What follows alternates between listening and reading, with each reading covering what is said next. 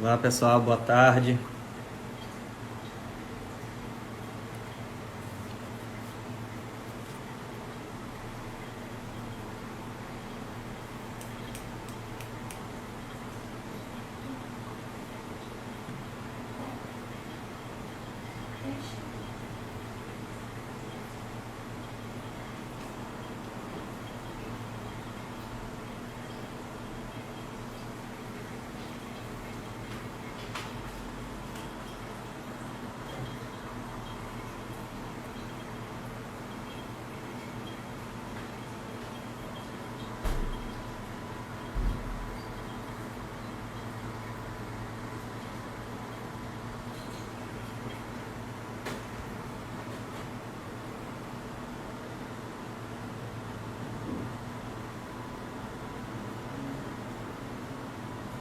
Só aguardar aqui a doutora Marcela.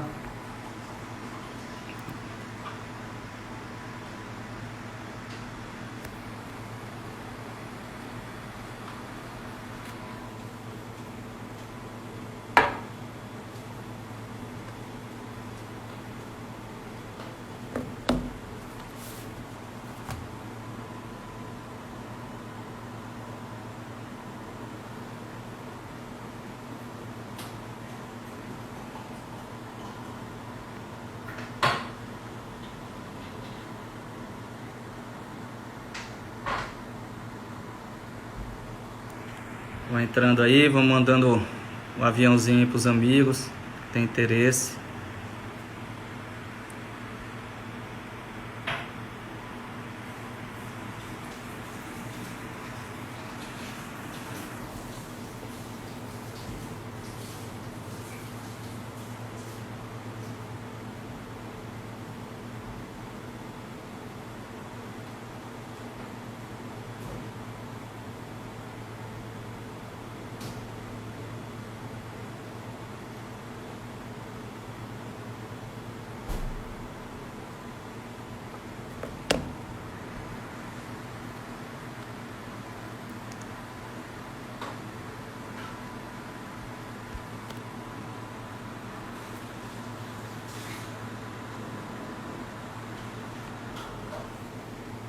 Só uns minutinhos, vamos aguardar aqui a doutora Marcela.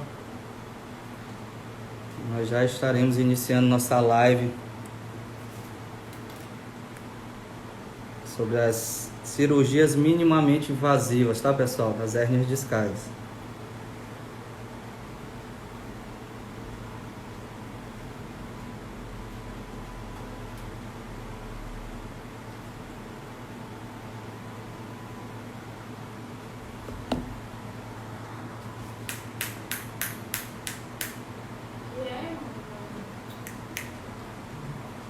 Hã? Eu vou ficar no calor.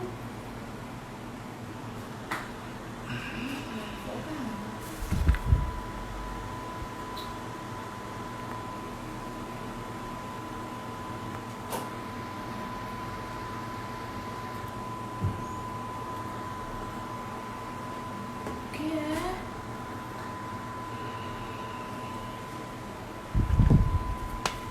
Isso não. Tá mais pra cá.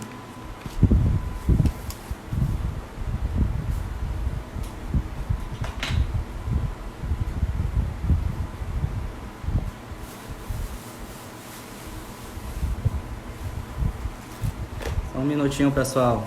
Só aguardando aqui a doutora Marcela entrar aqui novamente.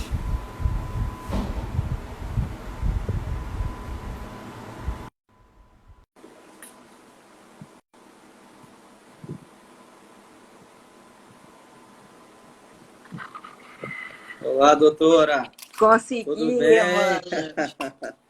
Tudo bem? Tô aqui esse tempo todo brigando aqui para ver se conseguia. Mas deu Não, faz certo. parte, faz parte. Às vezes dá uma travadinha aí. Dá Certinho? mais. Então, já as pessoas estão entrando aí. Vocês que já estão aí na página, vai mandando um aviãozinho aí para os amigos, tá? Para a live vai ser super interessante com essa super profissional. Certinho, doutora? Certinho, né, mano? Obrigada pelo convite, viu? Tenho um Eu que carinho, um agradeço. respeito enorme. pelo seu trabalho. Você sabe disso? Sei, com certeza. Você também sabe que a recíproca é verdadeira, tá? Obrigada. Então, vamos iniciando, né? A gente vai iniciando aqui a nossa live. Então, foi, mais uma vez, muito obrigado por ter aceito o convite, né? Então, assim, você é uma profissional que eu admiro bastante.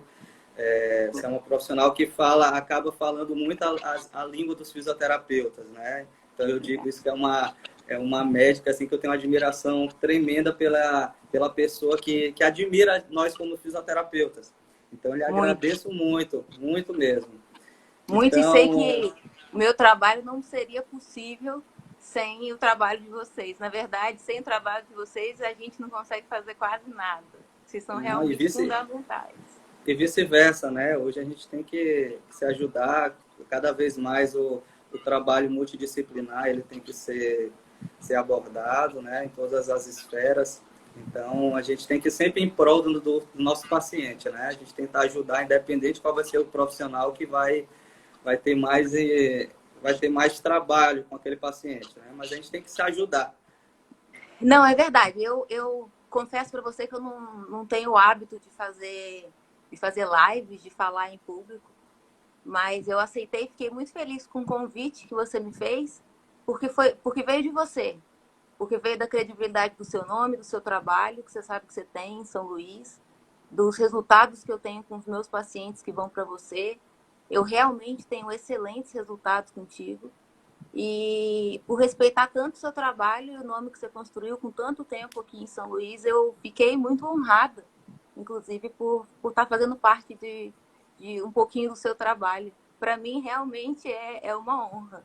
E agradeço ao professor José Carlos, que foi quem me trouxe para conhecer. Nosso grande mestre. E obrigada por que você faz por mim no meu consultório. Não, eu fico lisonjeado, realmente lisonjeado por poder ter sua confiança, tá bom? Então, assim, a gente vai começar a fazer uma breve introdução do que a gente vai abordar, né? Que justamente são as tão temidas hérnias de disco. Então, por isso a gente quis trazer uma profissional de tamanha competência, né? Primeiramente, eu queria que você se apresentasse para nós. Você é do Espírito Santo, se eu não me engano, né? Não, eu sou de Minas Gerais. Minas Gerais. Na verdade, de uma cidade do interior de Minas Gerais, chamada Juiz de Fora, e um pedacinho do Rio de Janeiro, que é Volta Redonda. É uma mistura. Tem um pedacinho da família em Volta Redonda, um pedacinho em Juiz de Fora. E Rio Preto, na verdade, que é uma cidadezinha ainda menor, no meio de Minas Gerais, perdido lá. Que bom. Inclusive, nós somos... boa parte da minha família, que eu tô vendo que tá entrando aqui, eu queria agradecer a eles, cara. Gente que a gente não se vê há tanto tempo. E eu sou de Minas Gerais, eu tenho uma formação em ortopedia, minha base é ortopedia e traumatologia, e eu decidi fazer a minha subespecialização em coluna, que era a paixão, na verdade. E fui para São Paulo, fui para o servidor do estado de São Paulo, fica no bairro de Moema, ali, Vila Mariana, e lá eu fiz alguns estágios na ACD, trabalhando muito com deformidade, mas a minha paixão, na verdade, a grande paixão sempre foi a reabilitação da doença degenerativa. Porque a gente percebe que as doenças que mais acometem as pessoas no dia a dia são as degenerativas. É o que mais traz as pessoas para o consultório e são as que a gente tem mais dificuldade de dar resultado. Então, há essa ideia de que resultado na coluna não é muito legal. A gente sempre escuta isso às vezes dos colegas, né? A coluna tá ruim, já era, não tem jeito. E a gente sabe que tem jeito sim, tem muita coisa para ser feito e eu gostaria de trazer isso mais para as pessoas. Mostrar que a qualidade de vida pode ser boa para sua coluna. Que show. Então eu anotei aqui algumas perguntas que eu gostaria de lhe fazer, que são dúvidas de todos nós, né? Eu estou com meu caderninho que eu vou anotar as suas falas, que é muito importante. E aproveitando aí para o pessoal que está na live, separar seu caderninho com a canetinha e anotando que a doutora Marcela vai nos falar. Tá? Então, doutora, a gente sabe que atualmente, segundo os dados ali do IBGE, pelo menos a última atualização que eu vi, mostrava que 5,4 milhões de brasileiros sofriam das temidas hérnias discais. Né? E se a gente for botar em geral, dá quase 11% da nossa população. Né? Então, sabendo disso, nos fale aqui o que leva uma pessoa a ter uma hérnia discal. Quais são os fatores que levam ao desenvolvimento dessa patologia? Na verdade, o The Lancet, um jornal inglês, em 2016, eles publicaram que a maior causa de procura, a maior queixa de procura em consultório médico eram as cefaleias. E em 2018, as dores lombares já superaram as cefaleias. Então, a gente está falando de uma doença ao nível mundial, né? Ela tem uma distribuição no mundo todo e uma alta incidência no mundo todo. O que é necessariamente uma hérnia de disco? O que provoca ela? Você tem uma soma de fatores genéticos e ambientais. Não dá para relacionar uma coisa só. Então, 60% da gênese está relacionada a fatores intrínsecos, qualidade do colágeno que forma o disco, o DNA mesmo, a genética de cada um, né? O que faz a gente ter essa cor de pele, cabelo, olhos, o que faz a gente ter a qualidade também do colágeno do disco. Então, a outra parte, os outros 40%, são os fatores extrínsecos, é aquilo que a gente pode trabalhar, é no que a gente vai mexer. Então, nesses fatores extrínsecos, a gente tá aí as falhas ergonômicas de uma maneira geral, o bom uso da coluna, a melhora da postura, os exercícios físicos, o fortalecimento muscular, que é a chave, é a base, e o estilo de vida. O estilo de vida, basicamente, o uso do tabaco, a gente já sabe hoje que tem interferência, inclusive, na vascularização da musculatura e da qualidade óssea da metáfise do corpo da vértebra. Então, a gente tem uma associação de fatores intrínsecos e extrínsecos. Mas como é que é a hérnia em si? O disco, ele parece um babalu. Eu gosto de fazer analogia porque a gente sempre entende aquilo que a gente conhece, né? E o babalu, ele é por fora redondinho, durinho, e dentro ele tem um gel gelatinoso, exatamente como é o disco intervertebral. Aquela parte dura é o ânulo fibroso, ele é formado de colágeno, é um tecido, parece uma trama mesmo. Esse colágeno tem características genéticas. Algumas pessoas têm um colágeno mais flexível, como fio de cabelo, né? Algumas pessoas têm cabelo fino, outras cacheados, mais grossos. Algumas pessoas têm esse colágeno mais frágil. E à medida que há o envelhecimento, esse colágeno ele vai se desgastando com maior ou menor velocidade e forma as fissuras nesse ânulo fibroso. Aí quando a gente coloca carga, a gente chama de carga axial na medicina, que é essa carga da gravidade de cima para baixo. Quando a gente bota a carga em cima, porque o disco é um amortecedor natural e estabilizador, essas fissuras elas fazem com que aquele líquido, aquele gelzinho que está dentro, que é o núcleo glucoso, ele vaze por essa fissura. E como a coluna ela é o centro de distribuição, eu costumo brincar que é a central de distribuição elétrica do corpo, vai ter muita estrutura neurológica em volta, então essas extrusões costumam causar muitos sintomas. Geralmente dores que a gente considera dores incoercíveis, dores de difícil tratamento e de alta intensidade. Então, de uma maneira grosseira, a hérnia seria isso, seria esse desgaste da estrutura, com o envelhecimento, a desidratação, e aí começam as alterações da morfologia do disco. Perfeito, perfeito. A gente acaba esquecendo, na verdade, a grande maioria das pessoas acaba esquecendo que a gente não envelhece só por fora, né? Exatamente o que você falou, né? Do mesmo jeito que a gente tem um fio de cabelo aqui por fora, por dentro a gente tem. E nada mais é do que o processo de envelhecimento mesmo, né? Como você falou brilhantemente, a gente sabe, os estudos aí apontam que até 74% é genético, né? Os fatores discais, e a gente sabe que as degenerações, os abalamentos, as herniações, elas passam muito por processo de envelhecimento mesmo. Inclusive, eu acho que 2015, deixa eu ver aqui, eu até anotei, na verdade, em 2015, né? Eles fizeram uma revisão sistemática com uma população maior. Uma revisão sistemática, a gente sabe que é o topo aí das evidências, né, científicas, com mais de 3 mil pessoas, se eu não me engano, 3.140 pessoas. Se eu posso estar errado, quem está aí sabe pode me corrigir. Mas eles pegaram pessoas de 20 a 80 anos sem dor, né? Pessoas de 20 a 80 anos, e eles fizeram ressonância magnética dessa população. E o que eles constataram? Que 30% dessas pessoas de 20 anos, elas tinham hérnia. E 84% das 80 anos também tinham. E eram pessoas sem dor, né? Isso para deixar bem claro que nem todo mundo que tem hérnia vai desenvolver, vai ter dor. Isso é o grande mito, né, que a gente encontra aí no dia a dia. E eu queria muito essa live com você, porque a gente vê muitos profissionais, infelizmente, que deveriam acalmar o seu paciente, acabam gerando uma catástrofe na cabeça, né? Gerando um medo. Você falou uma coisa paciente. importante.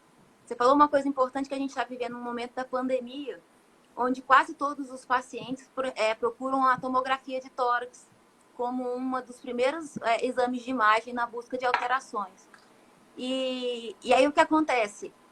Acontecem os achados de imagem que não tem correlação nenhuma com a clínica. E a gente sabe que o ser humano, como ele envelhece, e o envelhecimento ele é fisiológico. A gente só tem duas opções, na verdade, na vida, né? Ou morrer jovem ou envelhecer. Não vai ter a terceira. Então, o envelhecimento ele é fisiológico. É natural que a gente tenha desgastes. Esse desgaste ele só não pode comprometer a sua qualidade de vida. E eu estou recebendo no consultório uma quantidade, mesmo na pandemia, uma quantidade de pacientes trazendo a tomografia de tórax, porque lá aparece artrose, aparece espondilite, que o paciente não sabia que tinha e que agora ele entende que aquilo ali é um problema e que ainda bem que ele achou. E aí essa questão é uma questão de até para os nossos alunos, né? Eu tenho agora, graças ao Iriano Guará, que me convidou para trabalhar com a residência da UDI, os alunos também, eu sempre mostro para eles a importância que se tem em se tratar a doença mesmo, a causa clínica da doença. Porque se a gente for tratar os exames, aí a gente não tem limite. A gente não tem limite. E a medicina passa a ser mais perigosa do que saudável. Perfeito. Então, a grande maioria das hérnias de disco, e estatisticamente 80%, entre 80% e 90% nunca vão ser cirúrgicas. Perfeito. As guidelines mais atuais, elas pedem, né, que a gente não peça mais ressonância, justamente para não criar nocicepção, né, e catastrofizar aquele paciente, né? Então, as diretrizes, aí, vamos dizer, as guidelines mais atuais já pedem isso, né? Então, você que é uma profissional extremamente atualizada, falando brilhantemente para a gente. Uma vez, eu não sei se você lembra, há poucas vezes que a gente teve a oportunidade de se encontrar pessoalmente, você me falou que no seu consultório, depois que você começou a indicar para o trabalho, para o serviço de fisioterapia, você teve uma diminuição ainda no seu percentual de cirurgias, tinha diminuído de 4% para 2%, se eu não me engano. Eu digo isso até hoje. Você é o meu maior ladrão de pacientes cirúrgicos. Que a gente, cirurgião, a gente gosta de operar, né? Lógico que quem precisa. Mas já tive diversos casos, não foram poucos pacientes, que vieram com queixas álgicas já intensas, com muita dor, eu não conseguia mais controlar, não tinha mais o que fazer. E aí a gente encaminha para os bons profissionais, a gente sabe, mano, que isso tem um custo, né? Você veio até aqui e você tem que fazer, tem que ter o retorno desse custo. E aí muitos pacientes, quando eu encaminhava para você, às vezes eu estava falando, doutora, não estou sentindo mais dor nenhuma. Então, assim, isso é uma coisa que eu brincava e brinco ainda contigo, e isso é verdade, que você já me tomou muito paciente cirúrgico, graças a Deus. E esses pacientes talvez sejam os que mais me trazem novos pacientes, porque o paciente satisfeito e feliz, ele traz mais gente. E aí a gente consegue fazer com que os pacientes que precisam sejam operados, tenham boas respostas, porque o sucesso da cirurgia não é só a qualidade técnica do cirurgião, é a boa indicação. E aí a gente consegue, com bons resultados, fazer uma medicina de qualidade para o Estado. E assim, se falando do especialista em coluna, em São Luís, ou no Maranhão especificamente, nós somos muito poucos, Emmanuel. Se você for buscar na Sociedade Brasileira de Coluna, porque a gente fica assim, eu vou tratar minha coluna com neuro ou com ortopedista. Não, você vai tratar a sua coluna com um especialista em coluna, que pode ser como pré-requisito a ortopedia ou a neurocirurgia. E se você for colocar lá a Sociedade Brasileira de Coluna na internet, você vai ver que o Maranhão tem 11 especialistas. E o Maranhão, sendo que desses 11, 2 estão em Imperatriz. Então temos 9 na cidade de São Luís. Não é ir a qualquer ortopedista e nem ir a qualquer neurocirurgião. Tem neurocirurgião que também não gosta de tocar em coluna. Como tem ortopedista que também não mexe em coluna. Então, eu acho muito importante hoje, com a questão da informação da internet, as pessoas terem essa possibilidade de procurar e saber o que elas querem. Porque se eu tenho um problema de hérnia de disco, eu quero alguém que entenda de hérnia de disco. né? Não adianta alguém muito bom em cefaleia, não vai resolver para mim. E você é a única, se eu não me engano, você é a única mulher, né, desses profissionais aqui no estado, né? No estado, olha, quando eu fiz minha prova de título em 2015, a prova de título acontece em Ribeirão, eu fui a 16ª mulher que entrou na sociedade, desde o início da sociedade. Realmente ainda é uma especialidade muito masculina, muito masculina. Eu tinha chefes que até brincavam, Marcela, vai fazer mão, que mão é melhor para mulher. Eu falei, se eu quisesse coisa leve, eu não tinha feito ortopedia, né? Eu vou fazer o que eu gosto. Não, E graças hoje a a gente Deus está você numa fez. era, Emmanuel, eu me lembro sempre muito do meu pai me dizer, meu pai passou 20 anos se tratando com o mesmo cardiologista e reclamava sempre dele. Falava que era um médico difícil. Hoje a gente já sabe que não adianta o médico ser bom tecnicamente, que ele tem que ter competência sim, mas ele também tem que ter habilidade. Não serve mais aquele médico muito bom, fechado, que não sabe vender a saúde para o paciente. Porque se o paciente sai do consultório e não faz nada do que eu orientei, parte da responsabilidade é minha. Eu falhei também em convencê-lo da importância do que eu trabalho, do que eu faço. Então, eu assumo para mim metade é minha, sim, a responsabilidade. E hoje a gente está nessa nova era. Eu acho que os médicos hoje são mais conscientes. Perfeito. Apesar da nossa live ela ser sobre cirurgia minimamente invasiva, né, por via endoscópica, você vai falar muito bem. Na Austrália, por exemplo, em 2019, eles suspenderam a cirurgia de artrodese, né? O governo já não faz mais, só faz quem queira tirar do bolso e se submeter. E como você vê com seus pacientes, quando que você recorre para uma cirurgia, por exemplo, de artrodese? Olha, Emmanuel, cada vez menos, viu? Quando eu era residente, na época da formação, tinha muita. Eu fiz muita artrodese. Eu diria que o meu treinamento quase todo foi fazendo deformidade ou então tratando doença degenerativa com artrodese. Para as pessoas entenderem, artrodese é a fusão da articulação, é você acabar com a articulação. Significa que a articulação está tão danificada que você não tem mais como reconstruir, então você vai lá e funde ela. Porque aí, se não tem articulação, as dores, teoricamente, vão desaparecer. Mas é uma cirurgia radical, é uma cirurgia extrema, que é irreversível. Uma vez você optada por ela, você vai limitar a função e mobilidade do paciente de forma definitiva. Então, é uma cirurgia que eu considero, sempre vi na minha formação como o último recurso. Você tentou de todas as maneiras possíveis, começando pela clínica, né, pelo tratamento conservador, passando pelas várias técnicas e opções cirúrgicas que se tem hoje, até chegar ao ponto de você falhar assim, olha, falhei, não funciona mais. Eu acho que agora a saída que a gente encontrou para a solução é acabar com a articulação, é destruir ela. Tanto que na ortopedia, de uma maneira geral, as artrodeses são incomuns, fora a coluna. Quantos pacientes que você tem que se acompanha com artrodese de joelho, com artrodese de cotovelo? E na coluna, não. Na coluna ainda se faz muito. Mas eu acho que a endoscopia, ela começou nos países asiáticos, na Coreia. A Coreia do Sul é ponta junto com a Alemanha. Eles são os pioneiros. E eles começaram com essa ideia da minimamente invasiva, da videoendoscopia, mas não foi nenhuma coisa inédita, não. A gente já vê isso nas outras especialidades. Cirurgia geral faz colecistectomia, retira-se vesícula. Hoje em dia, ninguém mais faz vesícula aberta. Não se vê mais você abrir um paciente. Hoje em dia, o paciente vai fazer cirurgia bariátrica, vai tirar o estômago, ele faz por vídeo também. Então, a gente sabia e tinha consciência de que a coluna ia mudar. E isso mudou. Tem por volta de 7 anos no Brasil, o desenvolvimento começou em Campinas com o professor Roth Vargas. O pioneiro no Brasil em videocirurgia ou videoendoscópio. E quando eu terminei a minha formação, eu falei, isso é o futuro. É isso que vai acontecer. Eu ainda vou ver os meus pacientes chegarem para mim e falarem assim, doutora, mas essa cirurgia de parafuso, não tem outra opção?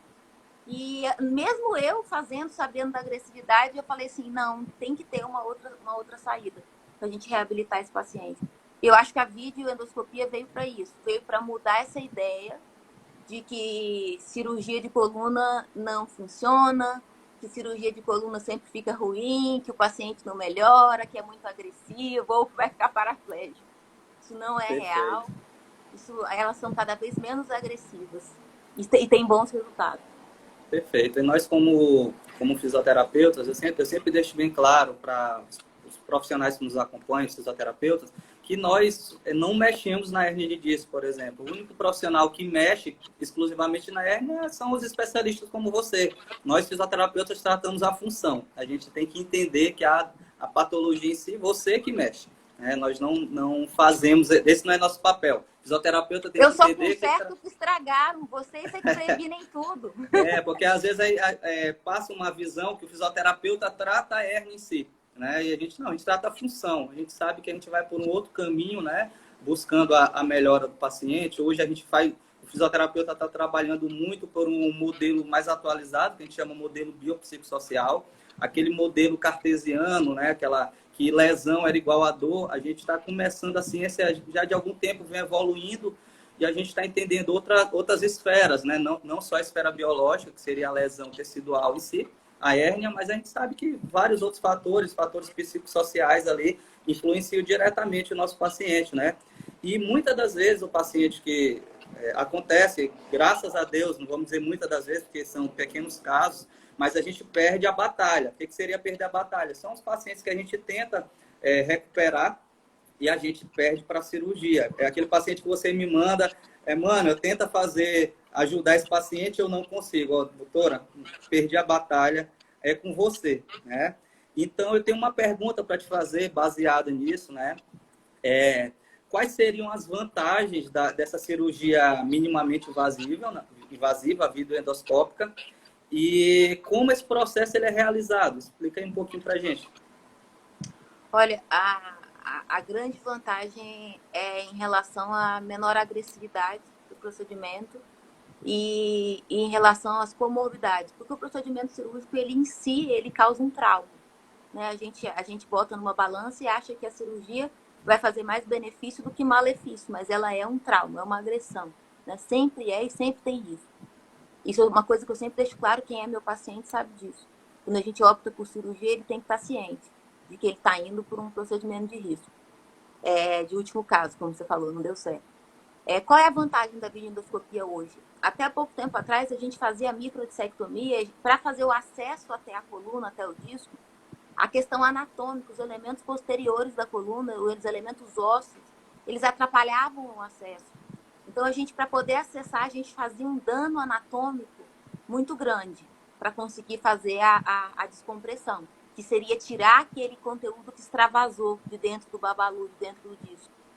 E aí a gente começou a perceber que, às vezes, o paciente tinha uma doença, para poder tratar a doença, você gerava uma outra patologia, que era a agressividade do tratamento. E a cirurgia videoendoscópica tem vantagem em relação à microdissectomia clássica, que já existe há muitos anos e funciona ainda. A agressividade, o acesso, que é um acesso mais fácil, mais direto, um achado no local do tratamento. Hoje a gente entra com endoscópio, Emmanuel, só para você ter uma noção, graças ao avanço da tecnologia, os endoscópios eles têm umas câmeras de Full HD, que elas aumentam em até 400 vezes a imagem. Então, eu consigo trabalhar com precisão e com nitidez, que é fundamental numa cirurgia onde eu estou trabalhando com tanta estrutura nobre. Só para você ter uma ideia, na cirurgia com microscópio, que as cirurgias que muita gente ainda faz, que já era uma tecnologia, ela aumenta 12 vezes. A videoendoscopia, eu faço um furinho de 7 milímetros na pele, entro com o endoscópio, com a cânula, e ela me dá um aumento de 400 vezes. Então, eu estou trabalhando com nitidez, estou trabalhando com precisão. Lógico que demanda um treinamento, uma habilidade grande do cirurgião. Primeiro, conhecer a anatomia bem do local, para depois se encontrar lá dentro. Mas, de certa forma, diminui a agressividade, diminui a chance de infecção, diminui o tempo de reabilitação. Um paciente operado com uma microdissectomia simples, aberta, convencional, ele fica por volta de 6 semanas, um mês e meio em reabilitação. O da artrodese também. E é uma ferida aberta que você vai dissecar toda a musculatura, expor a coluna mesmo, a estrutura óssea. Às vezes até tem que tirar uma parte desse osso e causar uma fratura mesmo. E na vídeo não. Na vídeo eu consigo fazer esse acesso de uma forma menos agressiva. E esse paciente, ele é um paciente day hospital. Eu opero ele de manhã, 7 da manhã, e até 4 ou 6 horas depois eu posso dar alta. Então, você imagina, tanto pode ser feito, dependendo do objetivo da técnica, tanto pode ser feito com sedação. Sedação a gente usa hoje o Precedex, é uma sedação que você controla o nível de consciência da pessoa até o ponto dela não rebaixar a respiração, mas ela ainda mantém algum grau de consciência, que eu usava muito para escoliose antigamente. E aí a gente consegue fazer com anestesia local. Mas também pode ser feita, e na maior parte das vezes eu opto pela anestesia geral, pela questão da segurança. Porque diferente do que a maioria das pessoas pensa, a anestesia geral, ela deixa os parâmetros vitais do paciente na mão da gente. Então, eu tenho como controlar tudo. Na sedação, se o paciente em algum momento perder ou instabilizar, tem que se parar tudo, virar para poder conseguir fazer alguma coisa. Então, por segurança, eu acho a anestesia geral mais bem indicada. E não deixa o paciente sentir absolutamente nada. Quando ele volta do efeito anestésico dele, ele está praticamente pronto para ir para casa. Então, eu não faço mais dissecção, eu não rasgo o músculo, eu dilato ele. Porque eu entro com um tubo, uma trefina, o endoscópio ele parece um tubo, uma caneta grossa, tem 5 milímetros mais ou menos, é o tamanho que eu tenho para trabalhar.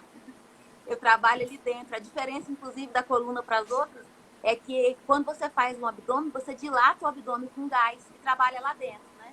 Na coluna eu não tenho isso. A minha cânula é a cânula de trabalho mesmo, eu tenho que trabalhar dentro dela. Então eu uso geralmente soro e tenho um espaço pequeno para trabalhar. A ótica ocupa um espaçozinho, então eu tenho aqueles outros milímetros para conseguir virar ali.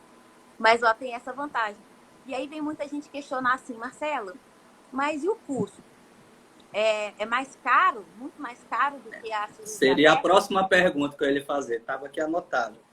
Então, assim, a vantagem toda é essa. Você reabilitar o paciente rapidamente, diminuir as chances de infecção, diminui a morbidade do tratamento, né? A morbimortalidade é menor. E você tem uma qualidade de vida absurda, que você imagina se você trabalha e é um autônomo e tem que ficar 6 semanas parado, a gente, eu e você, né? E se você pode fazer um procedimento na sexta-feira e trabalhar na segunda, né? De certa forma, economicamente, tem uma série de impactos indiretos que tem que ser levado em consideração. Aí, com relação a essas perguntas, quando me falam, Marcelo, é mais caro? Olha, de uma maneira imediatista, pensando assim, no momento local, Mas se a gente for levar em consideração que você diminui o tempo de exposição do paciente no hospital, esse paciente ele fica day hospital no máximo de um dia para o outro. Esse paciente não usa antibiótico, porque a incisão é mínima para abordagem. Esse paciente tem uma necessidade de reabilitação por um tempo menor no pós-operatório. E você usa menos medicamentos, porque a dor pós-operatória é muito menor, com resultados excelentes, inclusive. Então, se você for colocar, sem contar que se você for pensar no paciente, um funcionário público, um trabalhador de uma empresa maior, se eu posso retornar esse paciente mais rápido às atividades habituais dele, eu também gero menos custo para a Previdência. Então, tem uma série de fatores envolvidos que os europeus têm muito consciência disso. Nós, brasileiros, ainda não. Mas os europeus, eles praticamente hoje, eles optam pela videocirurgia no sistema público deles, que na verdade eles não têm um público. Eles, na Alemanha, que é onde se desenvolve, o governo paga um teto para cirurgias e a diferença sai do bolso do paciente. Então, assim, qualquer um pode chegar lá e fazer a técnica que o médico assistente ele achar que é conveniente, o governo vai dar X e acabou. O que passar daquilo vai do bolso do paciente. Então, o europeu tem essa consciência do gasto como um todo, em curto, médio e longo prazo. E a gente não está falando quando se fala de medicina e falar de dinheiro, às vezes é muito controverso, é difícil. Mas a gente tem que falar, porque a gente trabalha com operadora de saúde, quando se trata de cirurgia. E convencer a operadora de que aquilo ali é um investimento de que ela vai fazer um procedimento num paciente, o paciente vai ter uma reabilitação melhor, vai usar menos antibiótico, vai ficar menos tempo no hospital, ele vai voltar menos no hospital. Ainda é um desafio. Ainda é um desafio. Sem contar o número de profissionais habilitados para fazer a videoendoscopia. Porque a gente sabe que alguns mais antigos ainda questionam a técnica, ainda questionam a novidade, porque realmente é uma forma de trabalhar que tem que se começar a aprender de novo. Perfeito. Esse tipo de cirurgia é feito pelo sistema público? Mano, eu fiz no HTO. Eu conheço alguns colegas que trabalham no Hospital da Mulher, que fazem. No Dutra, tem alguns colegas também que levaram, mas levaram a videoendoscopia como doação. Inclusive, eu queria a oportunidade aqui para agradecer a Implant System e a Nacional Implantes, que são as empresas que mais dão esse apoio em doar material endoscópico, empresta o carrinho e doa o material para que essas cirurgias possam ser feitas na unidade pública. E no público ainda teria vantagem. Você imagina, você pega um mutirão de pacientes e você opera em day hospital. Eu poderia atender um volume muito maior de pacientes no sistema público. E a parte do material descartável, se o governo tivesse o carrinho, seria extremamente vantajoso pelo volume de pessoas que ele poderia atender. Então, eu acredito que isso vai ser o futuro do sistema público de saúde, como já é na Alemanha e já é na Coreia do Sul. Que a gente vai começar a perceber que aquelas cirurgias antigas, inclusive uma artrodese é muito mais cara que uma videoendoscopia, né? Isso a gente tem que deixar claro. O material da artrodese não se compara. Eu estou falando da microdissectomia simples, aquela que você abre e tira a hérnia. Mas para você fazer uma artrodese, que geralmente é como evolui depois das microdissectomias, que quando a gente mexe muito na anatomia da vértebra, ela se instabiliza, né, mano? Então você acaba gerando um paciente para daqui a 5, 7 anos, um paciente que vai ter uma instabilidade sedimentar e que vai evoluir para artrodese. Diferente da endoscopia, ainda tem essa vantagem, que eu tinha me esquecido. Eu sou fã, mas ainda tinha me esquecido. Então, eu vejo a videoendoscopia como um arsenal para o governo, para o órgão público, inclusive, como uma possibilidade de implementar, ter com menor custo e atender o maior número de pessoas. Perfeito, perfeito. E além da hérnia, que nós estamos falando muito de hérnia, quais outras doenças aí que são muito comuns aí na nossa coluna, que você atende aí no dia a dia? Mano, as doenças degenerativas, de uma maneira geral, são 90% do consultório. Aí entram as artroses e as artrites, né? Aí entram as estenoses, que a gente entende estenose. A medicina tem muito da linguagem greco-latina, né? Estenose significa estreitamento. Então, os estreitamentos geralmente geram compressões radiculares, compressões dos nervos, e aí as neuropatias em função dela. As complicações do diabetes, que causam alterações também neurológicas.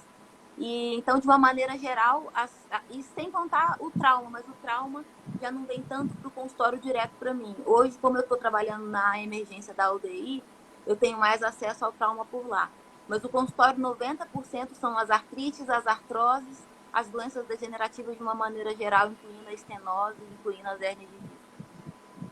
Perfeito. Nós tivemos um artigo também, há um bom tempo que eu dei uma lida, que ele falava o quê? A gente fala sempre de carga no sentido axial, né? Para as pacientes de hérnias, pacientes com processo de discopatia em geral, vamos dizer assim. E saiu um artigo bem interessante, porque eu atendo um público eu atendo muito atleta, né? Então, corredores, triatletas, maratonistas, eu atendo demais. E muitos atletas, eles chegavam assim, eu estou proibido de correr, eu não posso mais correr, eu não posso mais treinar, porque eu não posso ter carga, jogar impacto no meu disco. Aí saiu um estudo que ele mostrou justamente um pouco o contrário desse conceito.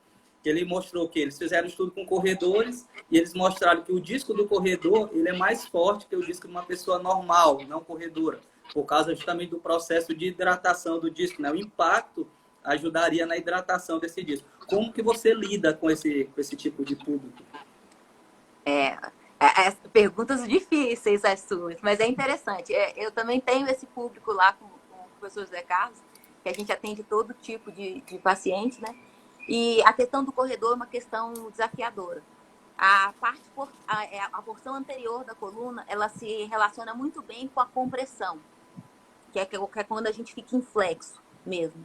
E a parte posterior da coluna, os elementos posteriores, eles funcionam muito bem com o mecanismo de tensão, de distensão ou tração. Então, o que acontece? A coluna ela foi preparada para ter pelo menos de entre 20 e 40 graus de cifose. O que acontece com o corredor é que o corredor ele coloca flexo, ele inclina o corpo para manter a biomecânica e gera impacto. Impacto que a gente chama de axial. O impacto axial em flexo, ele cobra muito da estrutura do disco, mas não só da estrutura do disco. Ele cobra muito da musculatura paravertebral. E esses microtraumas axiais, a gente falou que o disco ele parece uma trama, ele parece um babalu, né? Ele tem uma trama de colágenos, e esses colágenos eles ficam entremeados como se fosse um tecido mesmo. Quando a gente tem esses microtraumas, levando-se em consideração que um paciente atleta tem um bom fortalecimento muscular, ou seja, ele tem 3 colunas, ele tem a vertebral e as musculares paravertebrais, ele tem uma distribuição biomecânica melhor dessa carga. E quando ele distribui essa carga de uma maneira homogênea em cima do disco, ele vai fazer com que esse disco se exercite. Então, na verdade, ele vai treinar o disco dele para ser complacente, para ser elástico. Então, é um treinamento que funciona e a gente sabe que o disco, até os 25 anos, ele recebe nutrição por embebição. Ele recebe durante a noite com os picos de melatonina. Então, a gente já sabe que quem dorme mal tem qualidade de colágeno do disco pior. E que depois dos 25 começa o processo de envelhecimento e aí a gente não adianta ficar tomando colágeno oral, não adianta fazer mais essas coisas. O que melhora é o exercício. E um dos fatores que a gente tem novos, isso é realmente muito recente, é que os microtraumas homogêneos, com biomecânica bem distribuída sobre o disco, que é o caso dos corredores, lógico que sem overuse e com preparo muscular prévio, tá? Não é o corredor que era gordinho e começou a correr, tá, Emanuel? É o corredor que se preparou, que se alongou, que fez um fortalecimento da musculatura, da cadeia extensora toda, do abdômen, né, do core e da musculatura paravertebral, e aí sim ele foi dar a carga. Aí é diferente. Agora, você pegar um paciente sem nenhuma estrutura muscular em volta e dar carga no disco, isso é um trauma. No lugar de você fazer um treinamento de elasticidade, você vai causar uma ruptura. Então, é dar muita carga a um disco e é lógico que respeitando as questões biológicas da idade e do tempo de treinamento de cada um. Não dá para conseguir isso num paciente completamente sedentário, bem mais velho, de uma maneira imediata. O mais difícil para mim nos atletas que eu atendo é conseguir fazer com que eles mantenham o equilíbrio.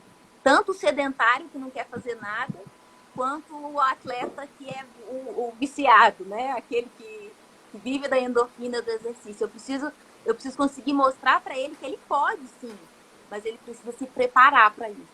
Na verdade, tudo que a gente faz na vida, né? Se você quiser fazer bem feito, você vai ter que se dedicar um tempo ao treinamento antes de fazer. Não, com certeza, perfeito. E a prevenção, o que você acha? A prevenção, ela é sempre aquela pergunta clichê, ela é sempre o melhor remédio? Então, toda vez que eu penso em perguntas, essa pergunta é uma pergunta que eu acho graça, porque se a gente previne, a gente não precisa de remédio, né? Eu sou muito a favor do tratamento conservador e eu sou realmente uma fã da fisioterapia e da osteopatia, porque os meus pacientes que são disciplinados com a fisioterapia, são os pacientes que não têm farmacoterapia, eles não usam medicação quase nenhuma, só usam durante a crise.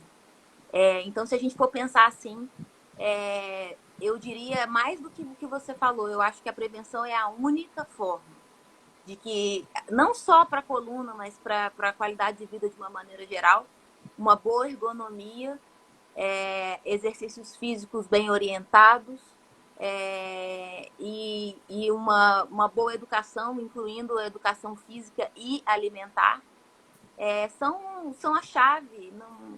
Não tem muito como fugir. Lógico que existem as doenças, né? As doenças que vão se desenvolver, aí não tem jeito. Mas a maior parte da população, 80%, nunca vai precisar passar por algum procedimento invasivo. E lembrar que nem toda dor nas costas é hérnia de disco, nem toda hérnia de disco precisa ser tratada, e nem todas as hérnias de disco que precisam ser tratadas precisam ser tratadas cirurgicamente. Eu diria que é a minoria, a grande minoria. E é isso, eu realmente sou uma entusiasta da cirurgia, mas eu sou uma entusiasta das cirurgias bem indicadas, porque o paciente melhora. Perfeito. A coluna tem Você fez jeito, uma sim.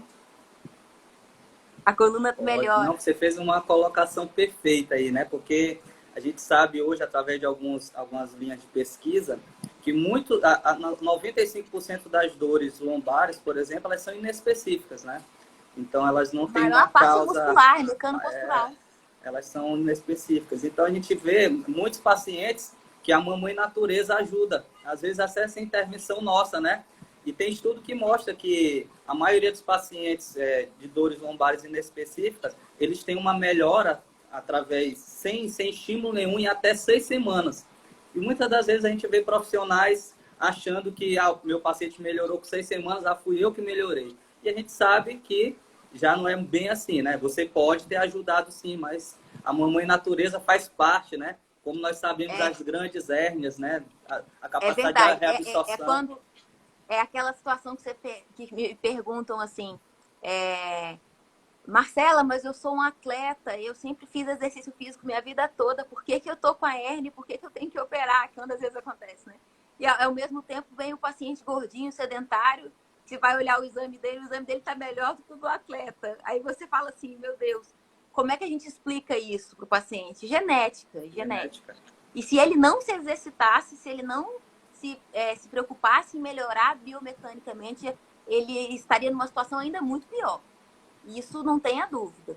Então, sim, a questão genética é o fator intrínseco, é o mais importante, é o preponderante. O tratamento ele é muito individualizado. Eu tenho pacientes que têm um limiar de dor e respostas são muito boas e que aguentam durante muito tempo. O que a gente não pode aceitar, o que significaria cirurgias que a gente não pode questionar quando a gente tem um envolvimento de déficit neurológico progressivo, tá? Isso é uma coisa que eu gosto de deixar claro para o paciente, que por mais medo que ele tenha, por mais que ele tenha feito tudo, se ele está perdendo força, se ele está perdendo sensibilidade, ele está tendo sofrimento da raiz, sofrimento neurológico, se ele não descomprimir aquela raiz ficar lesada, não tem o que se faça. As cirurgias todas são feitas para descomprimir o nervo, para soltar, mas para a gente reconstruir a raiz, não. Então, para mim, o mais importante é isso, é lembrar do momento certo de intervir. Intervir para prevenir uma lesão neurológica naquele paciente que a gente sabe. E que depois que está instalada, deixar claro para ele que você pode até operar e aquilo pode nem vir a voltar a funcionar mais. Então, perder o que a gente chama de time, né? Perder o momento certo da cirurgia é muito chato. Eu acho muito triste para o cirurgião. Eu queria só aproveitar rapidinho que eu estou vendo uma mensagem aqui, 2 mensagens, um é João Bergamachi. João Bergamachi é um mestre da cirurgia endoscópica em São Paulo. Ele é uma referência para mim, pessoal. É uma honra ele ter entrado, eu estou realmente até emocionada, porque ele é professor da USP de Ribeirão, ele dá um curso de videoendoscopia, ele forma endoscopistas no país. Então, João, obrigada, viu? Obrigada por estar aqui, eu realmente estou muito feliz. Segundo, eu queria agradecer o Márcio Roberto, é um paciente meu que foi operado recentemente de videoendoscopia, ele está aí batendo palma. Obrigada, viu, Márcio, por estar aí. As pessoas não sabem que você fez videoendoscopia comigo. E depois, se você quiser colocar aí como você está, para as pessoas saberem como é que funciona, pode ser sincero. Eu queria agradecer a eles, porque realmente é o professor e é o paciente, quem motiva, quem inspira, quem faz as coisas acontecerem. Perfeito. Eu vi que o doutor Ireno Guará também está aí na área, né? O grande mestre eu ia falar dele antes, mas eu preciso fazer essa deixa também, que eu não posso esquecer. Ireno é uma das pessoas mais fantásticas que eu conheci durante toda a minha vida, do início ao fim. É um cara que ele sabe a importância pessoal que ele tem para mim. É profissional, é uma referência profissional. Emmanuel, você trabalha com fisioterapia, você sabe da qualidade técnica profissional incrível daquele homem. E é uma referência pessoal de caráter, de decência dentro do consultório. Depois que eu comecei a trabalhar com eles lá na Horta Esportes, eu comecei a perceber a importância que se tem em ser cirurgião. Que não era só, eu achava que era ficar no centro cirúrgico querendo operar. E na verdade eu vi que não, eu vi que ser cirurgião é maior do que isso. É você conseguir ver o paciente como um todo, entender a importância da cirurgia. E eu queria te agradecer, Irene, se você ainda estiver aí ouvindo a gente, do fundo do coração. Eu sou uma fã, eu sou uma apaixonada, eu sou encantada e muito grata pela oportunidade de poder trabalhar com pessoas que, para mim, são referência. É quem eu gostaria de ser. Eu realmente, profissionalmente, hoje, eu costumo brincar muito com a minha irmã, que a minha irmã foi a minha inspiração. Eu queria ser médica porque ela era médica. E aí, quando eu entrei na ortopedia, que eu cheguei em São Luís, eu conheci o Dr. Zé Carlos Amaral, o Ireno Guará e o Pedro Rolim. E aí, trabalhar com eles, eu costumo dizer que eu cheguei naquele ponto da vida que eu falei assim, poxa vida, tô bem, tô no lugar. Está muito bem mesmo. Eu estou muito feliz. E, Emmanuel, para a gente não se estender tanto assim, obrigada. Obrigada pelo carinho, obrigada pela confiança, obrigada pela dedicação. Não é porque a gente está aqui na live, mas é verdadeiro, é sincero. Você com certeza, um dos melhores fisioterapeutas, um dos melhores osteopatas do país. Eu digo isso porque já morei em vários estados e já trabalhei com vários profissionais diferentes. E você realmente vale cada paciente que confia em você. É uma pena que a realidade do nosso país, a nossa cultura não valorize tanto a medicina, né? Não valorize tanto os cuidados com a saúde. A gente percebe isso na prática. Mas eu realmente sou muito grata à oportunidade de trabalhar contigo. Quem me trouxe isso foi o professor Zé Carlos e o Irene. E realmente você é um divisor de águas na prática do meu trabalho. Obrigada por me ajudar, obrigada por ajudar os pacientes, obrigada por ter se capacitado tanto e pelo trabalho que você faz. Eu não sei se você tem o reconhecimento que você merece, mas tem o meu. E eu espero trabalhar minha vida inteira contigo, porque eu realmente acho que o seu trabalho faz muita diferença. Apesar de você tomar meus pacientes cirúrgicos. Eu lhe agradeço. Lhe agradeço extremamente lisonjeado. Ganhei meu dia, viu? Muito obrigado mesmo com suas palavras. Realmente me emocionei aqui. Estou segurando para não chorar, tá? Muito obrigado mesmo. Isso daqui é isso que nos engrandece, que nos dá força para buscar cada vez mais. A gente continua diariamente estudando, tentando ajudar nosso paciente. A gente já errou muito, eu já errei muito no começo, tentando acertar. Mas, graças a Deus, a gente vem errando cada vez menos. E muito obrigado pela confiança que você tem no meu trabalho. Eu sou um grande fã seu, você sabe disso, um admirador de você como pessoa, você como profissional, principalmente. Como pessoa, eu conheço muito pouco, mas como profissional, conheço muito. Tá? E muito obrigado mesmo por ter aceitado essa live. Espero que a gente possa fazer outras, né? Porque eu vi que a live movimentou bastante aqui. Tem várias pessoas com algumas perguntas aqui no chat. Se você quiser ainda responder algumas dessas perguntas. Se quiser, pode trazer. Tá? Eu vou dar uma olhadinha, porque eu fiz minha anotação aqui de perguntas, mas a gente tem várias pessoas aqui querendo falar um pouquinho com você. Tá? Já vi aqui o Dr. João Marcelo. Tem vários profissionais aqui na live também. Vou ver se eu acho alguma pergunta aqui para complementar. Só um minuto.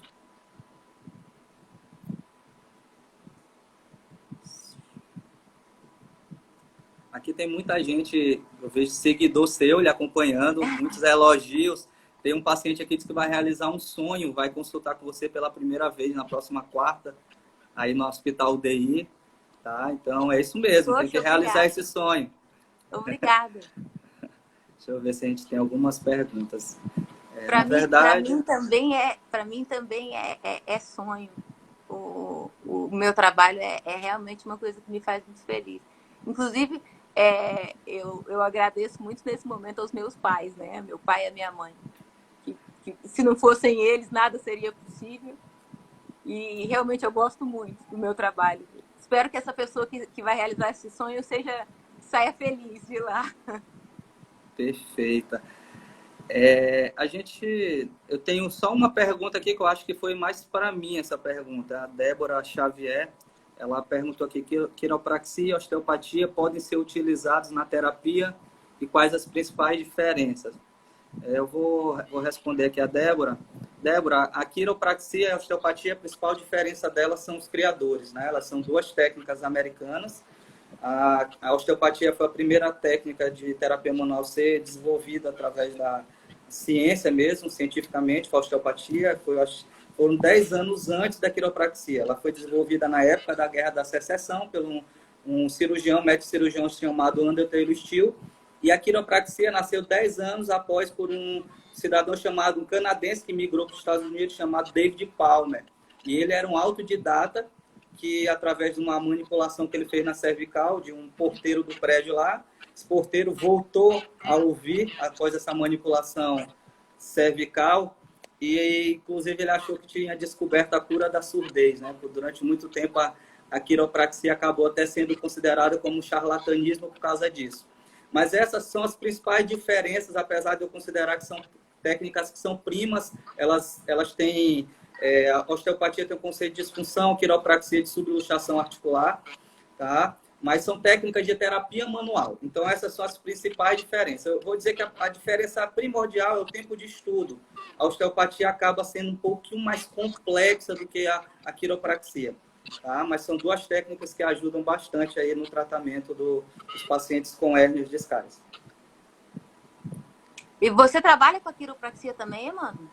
Doutora, eu fiz a formação em quiro antes de entrar na osteopatia, né? Então, eu fiz várias formações em terapias manuais. A quiro foi uma das, mas depois que eu entrei no mundo da osteopatia, eu vi que a osteopatia me completava mais. Eu ainda utilizo, sim, algumas técnicas de quiropraxia quando eu tenho necessidade, tá? Mas eu acabei me apaixonando pela osteo e seguindo mais os conceitos dela. Porque a quiro, ela acredita que a coluna é que, não estão errados, estão certos, que a coluna é que gera a origem para toda e qualquer enfermidade. Então, eles visam basicamente o tratamento da coluna. A osteopatia, a gente tem umas outras vertentes, a gente trata crânio, trata coluna, trata as outras articulações, vísceras, a gente tem um tratamento um pouco mais global, apesar que a quiropraxia hoje também vem se aprofundando e vem desenvolvendo bastante aí nesse sentido, né? De fazer um tratamento mais global, vamos dizer assim. Poxa, bacana. Até para mim foi, porque eu sempre tive resultados muito bons com a osteopatia. E muito pouco, eu indico muito pouco a quiropraxia. Porque você traz meus pacientes melhores, eu vou estar funcionando, é essa aqui que eu vou usar. Perfeito. Doutora, a gente está encerrando aqui 1 minuto, então eu queria te agradecer essa live, tá ok? Muito obrigado. Vou fazer aqui, vamos fazer pessoal, e fazer um print, marcar a gente aí, doutora Marcela, o Físico Fantástico, Emmanuel Dias, tá? Faz uma pose aí para foto, doutora, para eles estarem fazendo o print. Como é que faz pose para foto? Bem bonita aí. Pronto, pessoal, faça um print, nos marque, divulgue aí, doutora Marcela, aproveitem e sigam ela, tá? Isso é uma profissional de excelência a nível nacional, quiçá a nível mundial, viu? Extremamente competente. Tá, doutora? Muito obrigado, tá? Uma boa noite, que essa quarentena seja superada e já volte tudo ao normal. Okay? E eu queria só no finalzinho agradecer aqui o Antônio, meu marido, que conseguiu me fazer entrar na live. Muito obrigado, Antônio. Sem ele muito eu não obrigado. teria entrado sozinha. Agradeço por mim também. Muito obrigado. Beijo Tá grande, ok? eu tô à sua disposição, sou sua fã e tô aí, se precisar. A Sempre. recíproca é verdadeira. Muito obrigado. Beijão. Beijo.